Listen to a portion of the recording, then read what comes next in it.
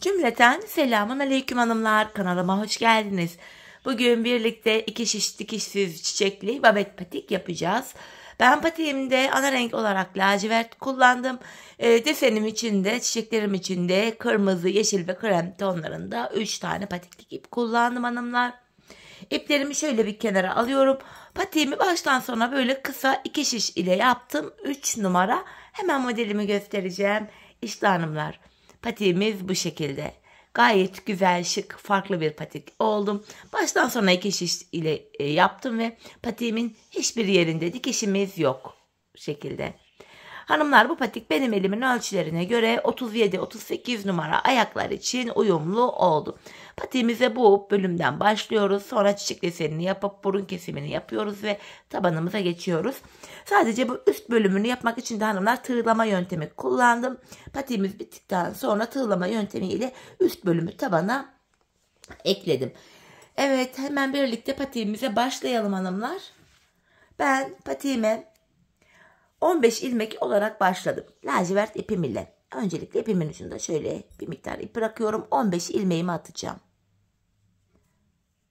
Patiğimizin bu bölümlerinde haroşa örgü uygulaması yapıyoruz hanımlar.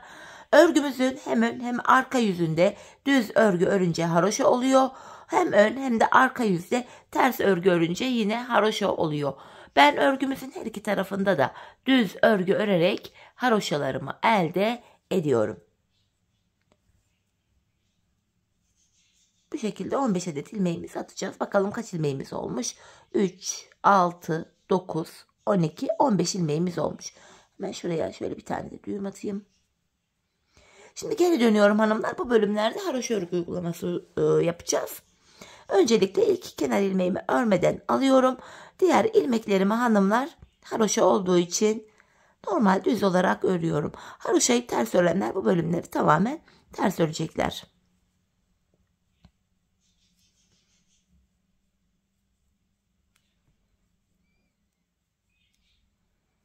Sonuncu ilmeğimi de yine ördüm. Şimdi geri dönüyorum hanımlar. Geri döndüğümüzde ön yüzdeyiz. Ben ön yüzde olduğumuzu şöyle kabul ediyorum. Başlangıç ipimiz eğer ki şöyle sol taraftaysa ön yüzdeyiz demektir. Yine haroşalarımıza devam edeceğiz. Sıra sonuna kadar ilmeklerimi düz olarak öreceğim. Bilek bölümünü yapıyoruz şu anda.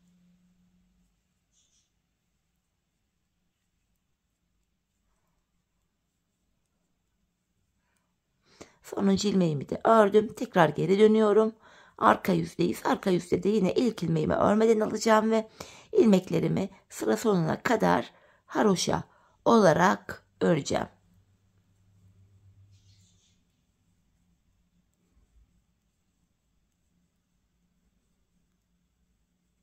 Tekrar geri dönüyoruz hanımlar. Şimdi yine ön yüzdeyiz. Şöyle baktığımız anda burada 2 diş haroşamız oluştu hanımlar. 2 diş haroşa. Bu bölümde 4 diş haroşamız olana kadar örelim gelelim. Evet hanımlar, burada 4 diş haroşam olana kadar ördüm ve geldim. Şimdi krem ipime başlayacağım. Krem ipime geçeceğim. Bu aşamada ilmeklerimi artık krem ile öreceğim. Haroşa yapmayacağız artık hanımlar bu çiçekli bölümlerde. İlmeklerimizi ön yüzde düz, arka yüzde ters olacak şekilde öreceğiz. Öncelikle şöyle kenardan 2 adet ilmeğimi, şu an ön yüzdeyim hanımlar, düz olarak örüyorum. Krem ipimin ucunu hemen burada lacivert ipime bağlayacağım.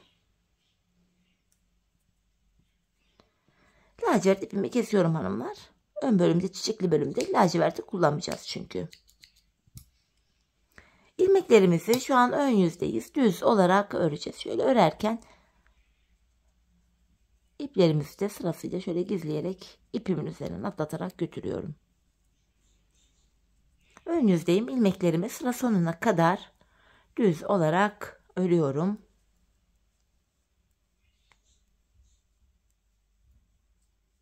Geri döndüm hanımlar. Arka yüzdeyim. Arka yüzde de ilmekleri ters örüyoruz. Ön yüzde düz ördük. Şimdi arka yüzde ters örüyoruz.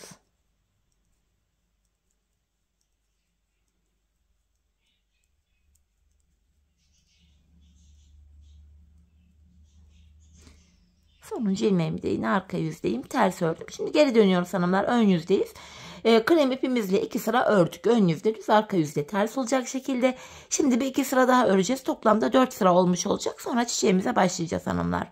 Bu şekilde ilmeklerimizi sıra sonuna kadar ön yüzde düz, arka yüzde ters olacak şekilde krem ipimiz ile örelim gelelim. İlmeklerimizi ön yüzde düz, arka yüzde ters olacak şekilde ördüm geldim hanımlar. Bakın 4 sıra oldu. Şimdi çiçek kurulumuna başlayacağız. Bu çiçeğimiz hanımlar toplamda 14 sıradan oluşuyor. Ön yüzde çiçeğimizin 1. sırasındayız şu anda. Öncelikle kenar ilmeğimi örmeden aldım. 2. ilmeğimi krem ipimle örüyorum. 3, 4. Kenardan 4 adet ilmeğimi krem ipimle ördüm. Şimdi yeşil ipimi ekleyeceğim yaprağımız için. 2 tane yeşil öreceğim. Çiçeğimizin 1. sırası hanımlar. 2 yeşilimi örüyorum. Hemen yeşil ipimin ucuna hanımlar patiğimiz sökülmesin diye krem ipime bağlıyorum. 2 tane düğüm attım. 4 kremden sonra 2 yeşil ördüm. Hemen yanına 3 krem. 1, 2, 3. Yanına 2 ilmek daha yeşil örüyorum. Bu bölümlerde şu arka ip geçişlerini biraz esnek serbest bırakalım hanımlar. Çiçeğimiz düzgün düşsün. Kalan 4 ilmeğimi de krem ipim ile örüyorum düz olarak. Şimdi geri dönüyoruz. Arka yüzde ve çiçeğimizin 2. sırasındayız. Bu sıramızda kenar ilmeğimle birlikte toplam 5 ilmeğimi krem ipimle ters örüyorum. 4, 5. Bu aşamada kremimi bıraktım. Şöyle kremin altından geçirerek çaprazlamasına yeşil ipimi alıyorum. İpimizi bu şekilde almaya özen gösterelim hanımlar. Böyle çaprazlamasına çiçeklerimizin yanlarında buralarda delik görüntü oluşmasın diye. Buraya 2 yeşil ördüm. Tam ortaya 1 krem. Yanına 2 tane daha yeşil örüyorum. Kalan 5 ilmeğimi de krem ipim ile ters olarak örüyorum. Böylece 2. sıramızı da tamamladık. Şimdi geri dönüyorum hanımlar. Ön yüzdeyiz. Çiçeğimizin 3. sırasını yapacağız. Bu sıramızda kenardan 7 ilmeğimi düz olarak krem ipimle öreceğim. Kenar ilmeğim 1, 2, 3, 4, 5, 6, 7. Tam bu ortaya bir ilmek yeşil örüyorum. Tekrardan krem ipimi aldım. Kalan 7 ilmeğimi de krem ipimle düz olarak örüyorum. 3. sıramızı bu şekilde tamamlıyoruz. Geri dönüyorum şimdi. Arka yüzdeyiz hanımlar. Çiçeğimizin 4. sırası bu. Kenar ilmeğimle birlikte toplam 6 ilmeğimi krem ipimle ters örüyorum. 5, 6. Şöyle kremin altından geçirerek çaprazlamasına yeşilimi aldım. 3 ilmek yeşil öreceğim şimdi. 1, 2 ve 3. Kalan 6 ilmeğimi de krem ipimle ters olarak örüyorum. 4. sıramızı tamamladık. Şimdi geri dönüyorum. Şimdi de ön yüzdeyiz hanımlar. 5. sıramızı yapacağız. Bu sıramızda kenardan 5 ilmeğimi öreceğim. Kenar ilmeğim 1, 2, 3, 4, 5. Ardından şöyle çaprazlamasına yine yeşil ipimi alıyorum. 5 ilmek yeşil örüyorum. Şu birinci yeşilim. 2, 3, 4, 5. Kalan 5 ilmeğimi de krem ipimle örüyorum. Modelimizin 5. sırası da tamamlandı.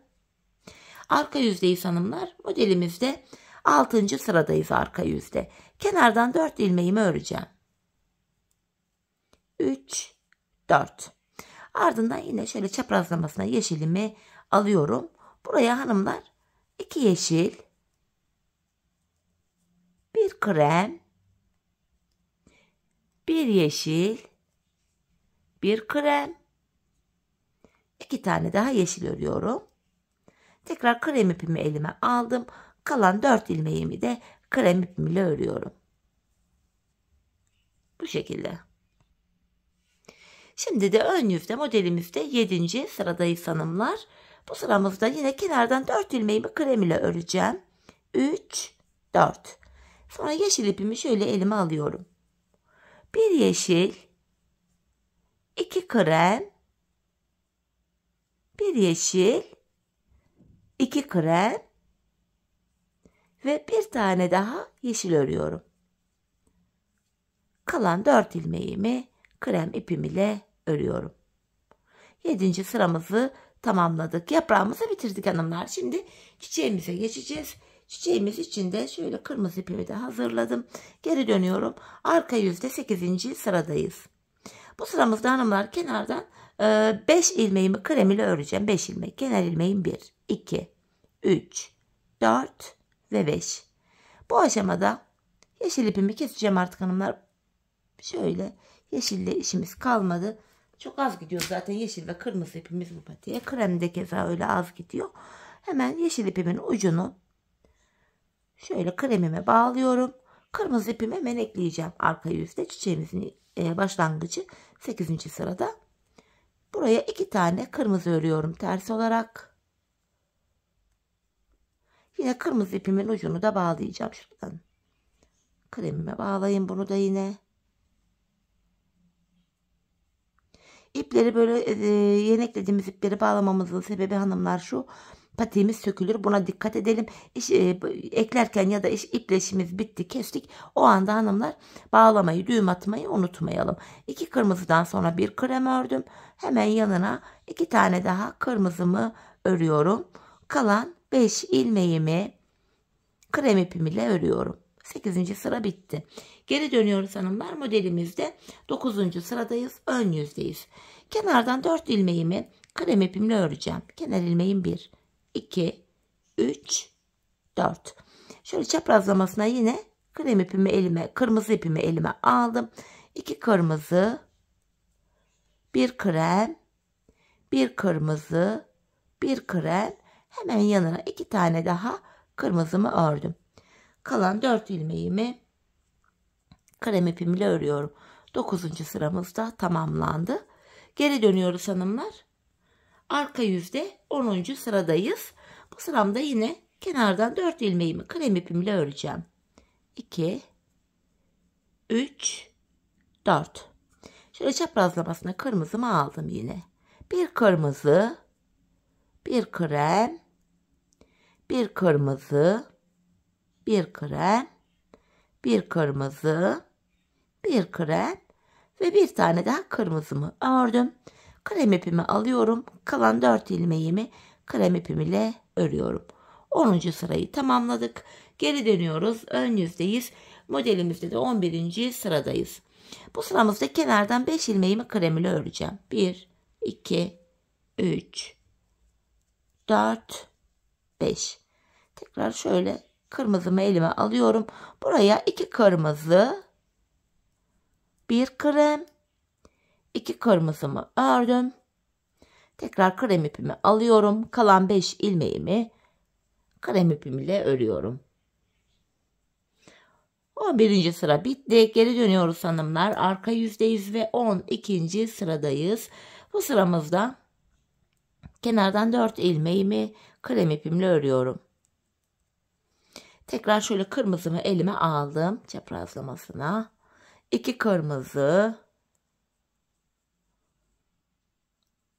Hemen yanına 1 krem. 1 kırmızı. 1 krem. 2 tane daha kırmızı örüyorum. Kalan 4 ilmeğim yine krem ile örülüyor. 12. sıramızda bitti. Geri dönüyorum. Ön yüzdeyiz ve 13. sıramızdayız hanımlar. Bu sıramızda 6 ilmeğimi 13. sıramızda ilk 6 ilmeğimi krem ile örüyorum. 3, 4, 5, 6. Tam ortaya 3 ilmek kırmızı öreceğim. Tekrar kremimi alıyorum. Kalan 6 ilmeğimi de krem ipim ile örüyorum. Geri dönüyoruz hanımlar. Arka yüzde modelin 14. ve sonuncu sırasındayız. Bu sıramızda yine kenardan 6 ilmeğimi krem ile örüyorum. 6 kremden sonra kırmızımı aldım. 1 kırmızı, 1 krem, 1 kırmızı. Kırmızımı bıraktım, kremimi aldım. Kalan 6 ilmeğimi krem ipimle ters olarak ördüm. Şimdi geri dönüyoruz hanımlar. Bakın çiçeğimizi bitirdik. Desenimizi yaptık. Çiçeğimiz gayet şık, güzel durdu. Çiçeğimizden sonra hanımlar ön yüzde düz, arka yüzde ters olacak şekilde 4 sıra öreceğiz. Hani başlangıçta yaptığımız gibi. Lacivert haroşalardan sonra 4 sıra örmüştük.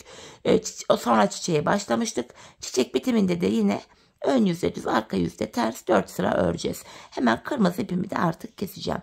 Bu renkli kırmızı ipimizde de işimiz kalmadı. Hemen kırmızımın ucunu da bağlayacağım.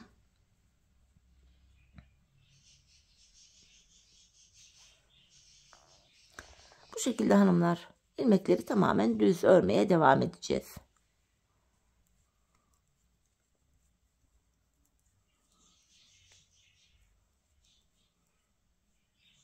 Geri dönüyorum. Arka yüzdeyim. Arka yüzde de ilmeklerimizi ters örüyoruz.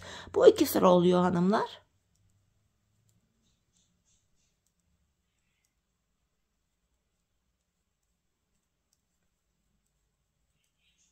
Sonuncu ilmeğimi de ters ördüm. Şimdi ön yüzdeyiz. Bu 3. sıra olacak. Şimdi krem ipimizle ön yüzde düz, arka yüzde ters olacak şekilde tekrar ilmeklerimizi örelim, gelelim. Evet hanımlar, ön yüzde düz, arka yüzde ters ilmeklerimi krem ipimle ördüm. Şimdi tekrar lacivert ipimize geçeceğiz. Burun kısmına başlayacağız. Artık krem ile de işimiz kalmadı. Yine haroşaya devam edeceğiz hanımlar. Artık patiğimizin bundan sonraki bölümlerinde tamamen haroşa örgü uygulaması yapacağız. Şöyle kenardan 2 ilmeğimi ördükten hemen sonra lacivert ipimin ucunu da kremime bağlıyorum. Hemen krem ipimi artık keseceğim.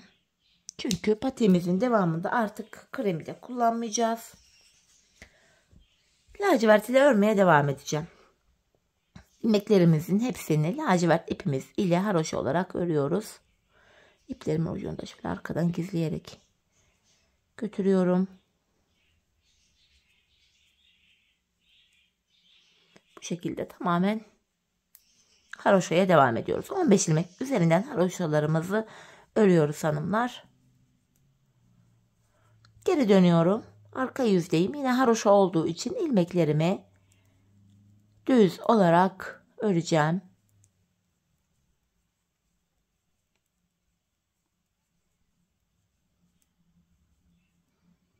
Yine sonuncu ilmeğimi de örüyorum. Tekrar geri döndüm.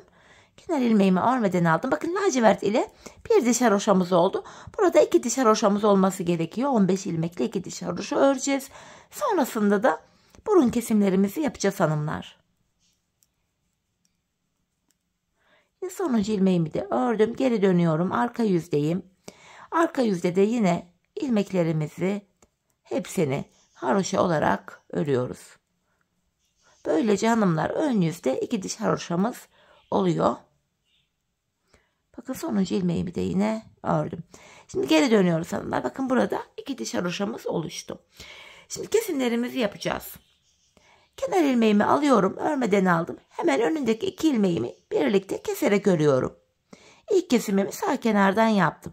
Şimdi son 3 ilmeğim kalana kadar öreceğim hanımlar. Ön yüzde kesimlerimizi bu şekilde yapacağız. Bakın son 3 ilmeğim kaldı. Yine öndeki 2 ilmeğimi keserek örüyorum ve sonuncu ilmeğimi de düz olarak ördüm. Ön yüzde kesimimizi yaptık. Şimdi geri dönüyoruz. Arka yüzde. Arka yüzde kesim işlemi yok. Kenar ilmeğimi örmeden alıyorum. İlmeklerimin tamamını haroşa olarak örüyorum. Kesim işlemini sadece ön yüzde yapıyoruz. Arka yüzde ilmeklerimizi haroşa olarak örüyoruz hanımlar. Tekrar geri dönüyorum. Ön yüzdeyiz. Yine kenar ilmeğimi örmeden aldım. Öndeki 2 ilmeğimi kesiyorum. Şimdi son 3 ilmek kalana kadar öreceğim. Sol kenardan da kesimimi yapacağım. Bakın son 3 ilmeğim kaldı. Hemen öndeki 2 ilmeğimi keserek örüyorum ve kenar ilmeğimi normal düz olarak ördüm. Şişimizde şu anda 11 ilmeğimiz kaldı. Tekrar arka yüzdeyiz. Arka yüzde yine ilmeklerimizi normal haroşa olarak örüyoruz.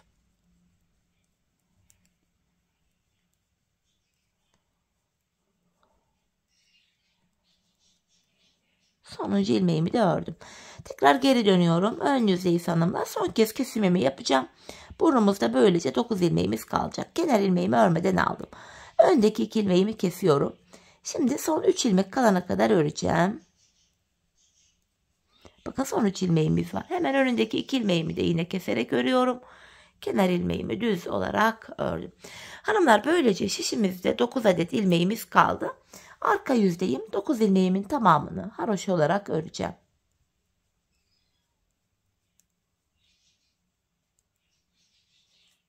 Tekrar geri dönüyoruz hanımlar. 9 ilmek üzerinden bir diş haroşa daha yapacağız. Sonra da artırmalara geçeceğiz. Yine ön yüzde düz, arka yüzde ters olacak. Ön yüzde ve arka yüzde haroşa olacak şekilde 9 ilmeğimi örüyorum. Geri döndüm. Yine 9 ilmeğimi haroşa olacak şekilde örüyorum. 9 ilmek ile böylece bir diş haroşa örüyoruz hanımlar. Bu şekilde. Geri döndük. Patiğimizin burun kesimini yaptık hanımlar. Şişimizde 11 ilmeğimiz kaldı. Şimdi burun kısmından, yani buradan başlayarak taban artırmalarımızı gerçekleştireceğiz. Artırmalara başlayacağız. Artırmaları da şöyle yapıyoruz hanımlar. Kenar ilmeğimi örmeden aldım. Yanına bir ilmek örüyorum. Hemen 2 ilmek ördükten sonra bakın şuraya şöyle bir adet ilmek attım ikinci ilmekten sonra. Şimdi de son 2 ilmeğim kalana kadar öreceğim. Sol kenardan da artırmamı yapacağım. Bakın son 2 ilmeğim kaldı. Burada da yine artırmamı yapıyorum. Kalan 2 ilmeğimi düz ördüm. Böylece yeniden 11 ilmeğimiz oldu. Geri dönüyoruz. Arka yüzde artırma işlemi yok hanımlar. İlmeklerin hepsi arka yüzde normal artırma yapmadan haroşa olarak örülüyor. Sonuncu ilmeğimi de ördüm yine. Geri dönüyorum. Ön yüzdeyiz. Artırmalara devam ediyoruz. Kenar ilmeğimi örmeden aldım. İkinci ilmeğimi örüyorum. Hemen artırmamı yapıyorum. Bakın sağ kenardan artırmamı yaptım. Şimdi son 2 ilmeğim kalana kadar öreceğim. Bakın son 2 ilmek kaldı. Hemen artırmamı yapıyorum. Kalan 2 ilmeğimi de normal düz olarak örüyorum. Böylece hanımlar şişimizde 13 ilmeğimiz oldu. Sayalım. 3, 6, 9, 12, 13. Tekrar arka yüzdeyiz. Yine arka yüzde artırma yok. İlmeklerimizin tamamını normal haroşa olarak örüyoruz.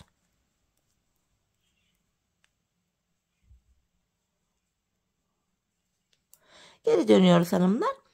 Ön yüzde artırmaları yapacağız. Artırmaları ilk 2 ilmeği ördükten sonra yapıyoruz. Bu şekilde bir de son 2 ilmek kalana kadar örüp öyle artırmalarımızı yapıyoruz.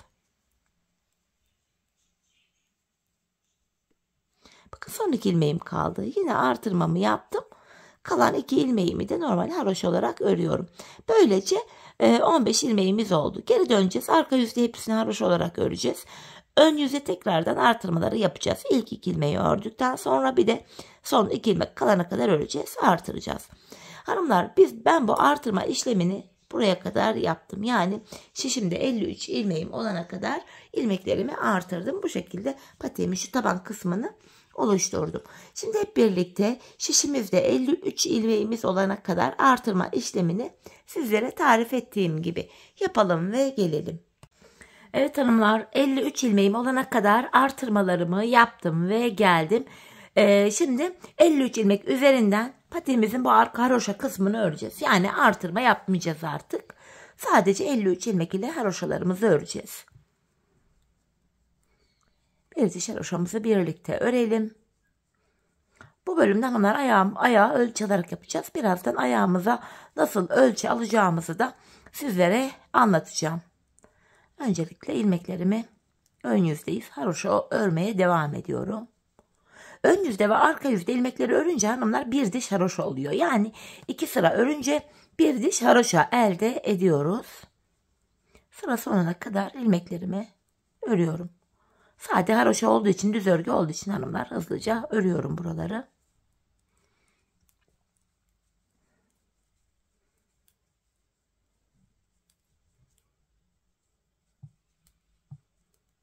Gördüğünüz üzere hiç artırma yapmadık. 53 ilmekle devam edeceğiz. Şimdi geri dönüyorum. Arka yüzdeyiz. Yine ilmeklerimizi haroşa örmeye devam edeceğiz. Kenar ilmeğimi örmeden alıyorum. Yine diğer ilmeklerimi sırasıyla düz olarak, yani haroşa olarak örüyorum. Haroşayı ters örenler bu bölümlerde tamamen ters örgü uygulaması yapacaklar.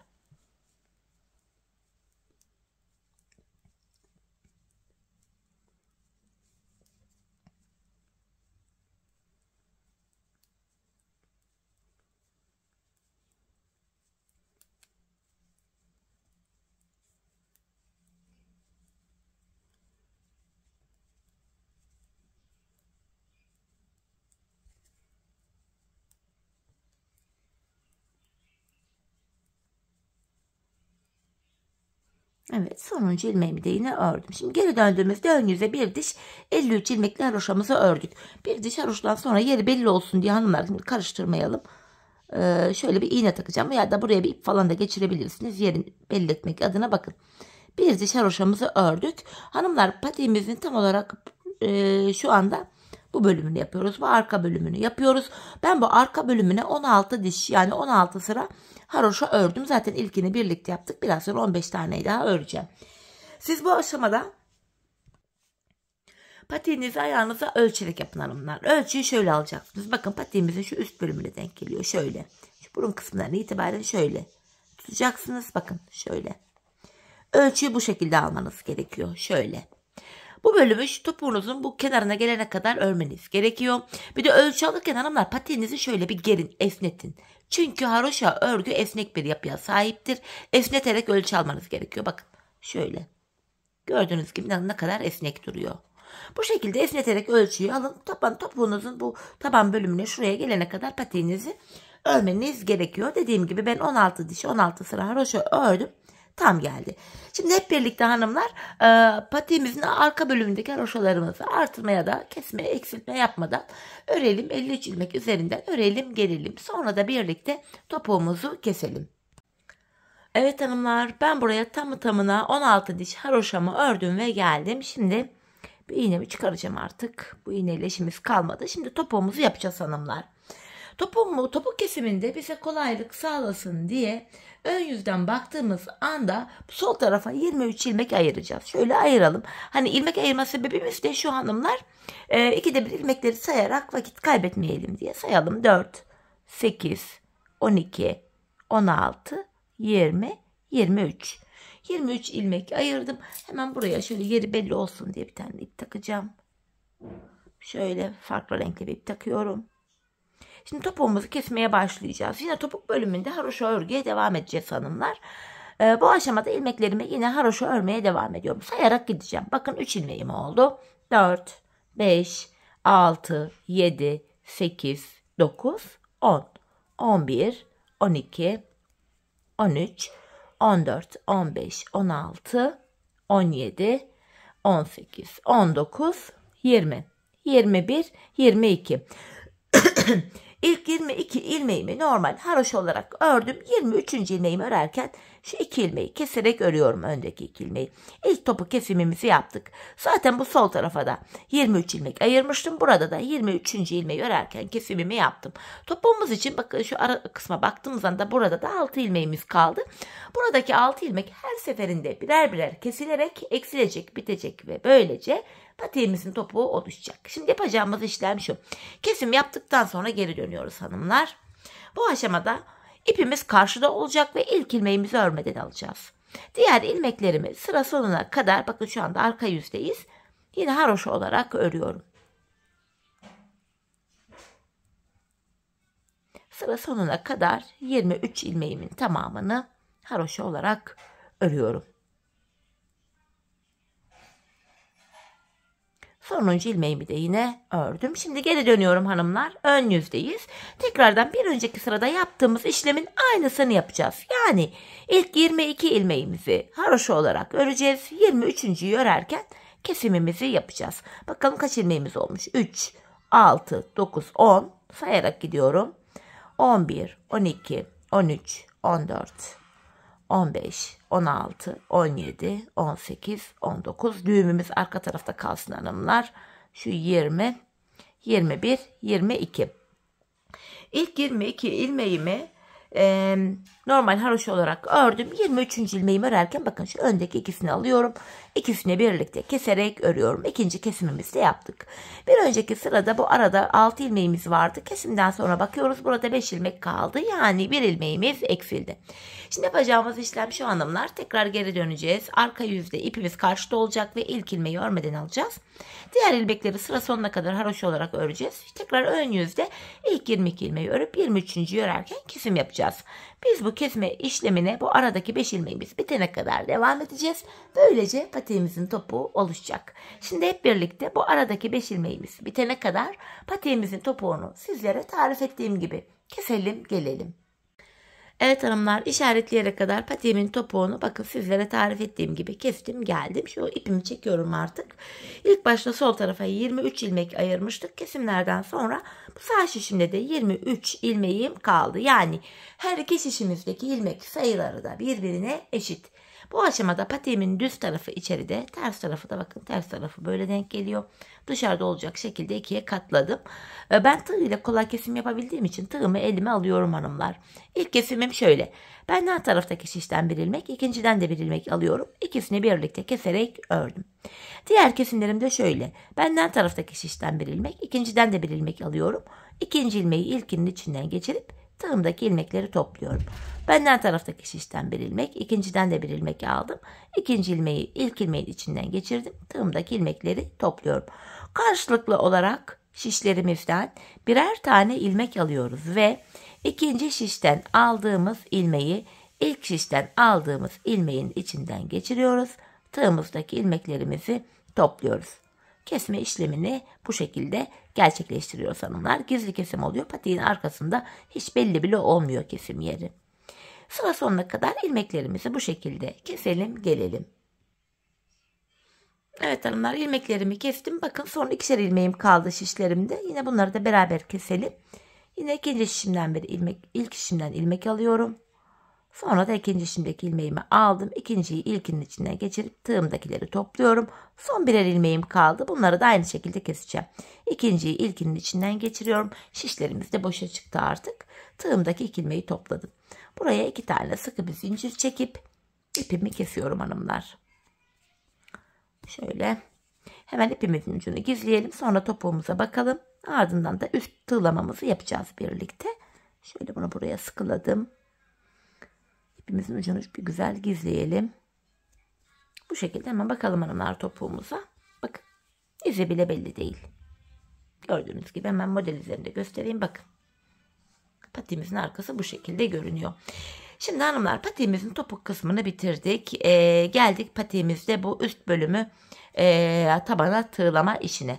Öncelikle ters taraftan tığlama işlemini yapacağız hanımlar. Bakın şöyle patiğimi düz tarafı içeride, ters tarafı dışarıda olacak şekilde şöyle ikiye katlıyorum. Bu şekilde. Şimdi tığlama işi için yine lacivert ipimizle yapacağız bu işi. Öncelikle lacivert ipimle şöyle bir adet ilmek oluşturuyorum. Şimdi sıkı bir ilmek oluşturdum. Hanımlar yapacağımız işlem şu. Burun kısmında işte 9 ilmek üzerinden bir diş haroşa örmüştük. Bakın haroşanın yeri belli. Şöyle ikiye katladığımız anda bakın yerleri belli buranın zaten. Hemen şuraya ve şuraya şu şekilde. Bakın.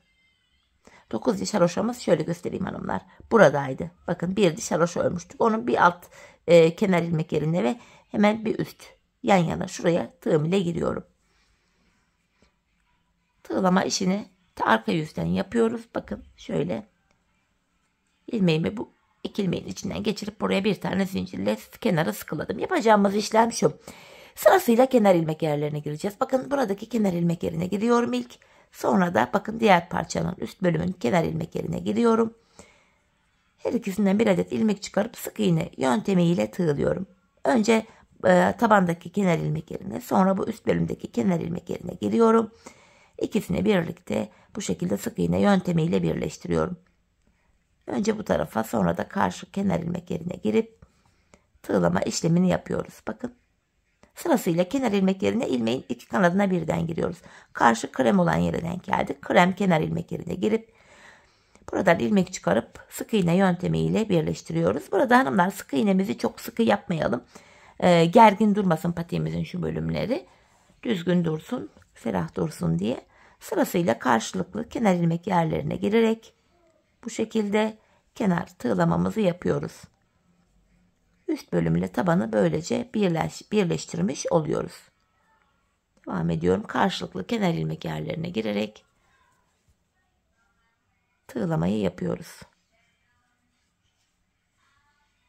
Sırasıyla karşı tarafa girdim. Sık iğne yöntemiyle birleştiriyorum. Bakın yine kenar ilmek yerine giriyorum. Bir de karşıdan krem kenar ilmek yerine girip birleştirme işini yaptım. Devam ediyoruz.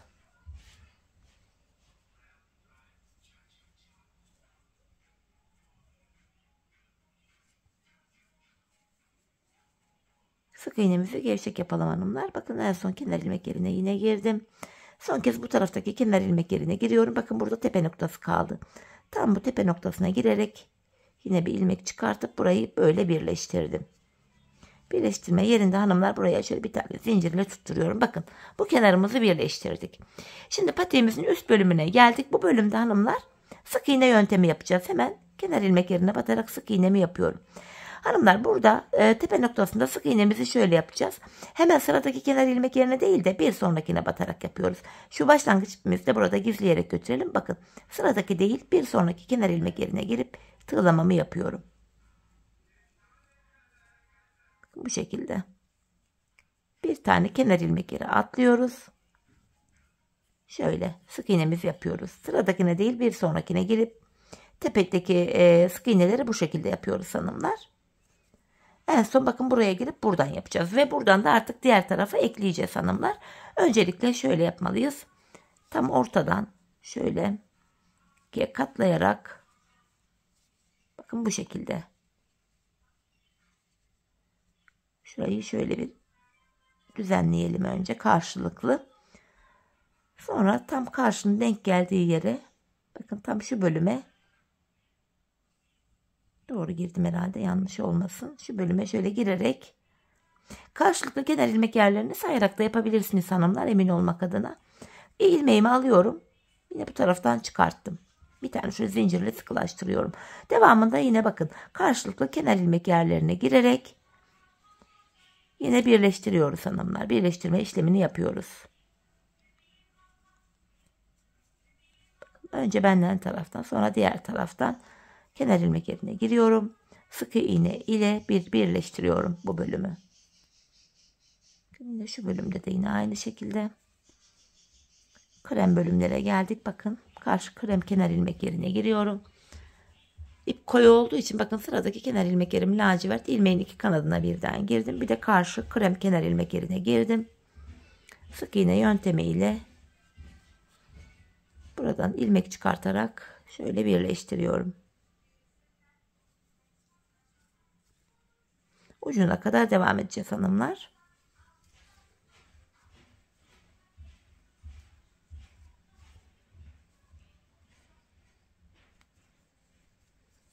Gayet kolay da bir patik.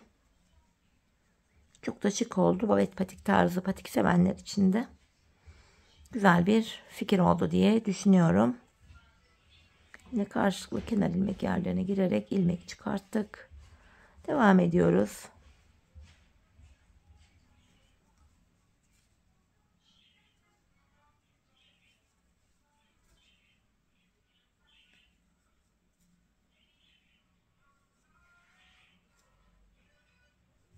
En son ucuna kadar geldim. Bakın birleştirme işini tamamladık. Buraya en son 2 tane zincir çekip artık ipimi de kesiyorum. Tığlama işimizi de bitirdik. Hemen şu ipimin ucunu da gizleyeceğim. Bu şekilde yan kenar ilmek aralarından girerek gizledim.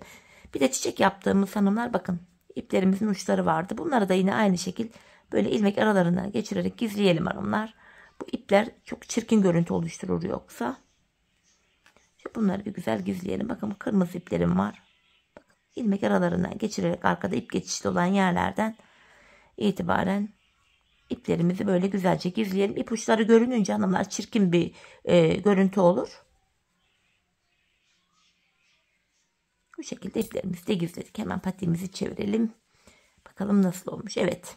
Bakın hanımlar. Tığlama işimizi bitirdik. Patiğimiz haroşa örgü olduğu için bakın şöyle gayet esnek, ayağı saran bir patik oldu. Hemen bir de manken ayağıma giydireceğim hanımlar. Ayağımızı da görelim. Çünkü bu tarz babet patikler ayakta kendini çok daha iyi, güzel gösteriyor. Evet, şöyle güzelce giydirdik bakalım. Hanımlar patiğimiz gördüğünüz gibi bitti. Tabanımız hemen topuğumuz. Bakın tığlama yerlerimiz belli bile değil. Gayet şık, güzel durdu. Modelimiz böyle. 5 diş patik bilmeyen ve dikişli patiklerden hoşlanmayan hanımlar için güzel, iyi bir fikir oldu diye düşünüyorum. Evet hanımlar, yine birlikte güzel bir modelin daha sonuna geldik. Umarım sizlere faydalı, hoş bir video olmuştur. Yeni modellerde, yeni videolarda buluşmak dileğiyle. Şimdilik hoşça kalın, sağlıcakla kalın.